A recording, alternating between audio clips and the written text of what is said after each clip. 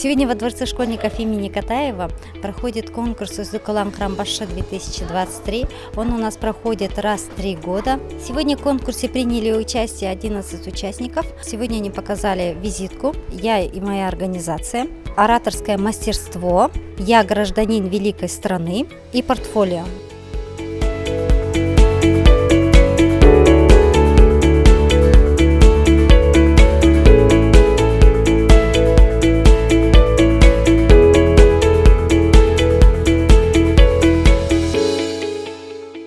Активность детей, которая была сегодня проявлена ими, их командами, а также их лидерские качества, они были на высоком уровне. Считаю, что вот именно для их возраста это очень большой показатель. Думаю, такой шаг, будучи жас-харановцем, а в дальнейшем уже жас-улановцем, позволит им в будущем правильно определиться с профессией, быть активным гражданином с активной гражданской позицией в нашем государстве. Именно такие ребята, думаю, что они достигнут очень больших высот.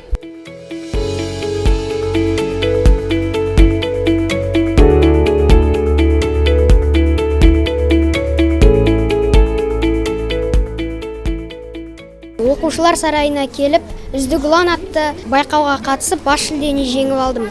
Бүгінгі іс-шарада мектепте өткізген шараларды таныстырдым. Барлық қатысушылар мықты болды, бірақ мен бас жүлдені жеңіп алдым.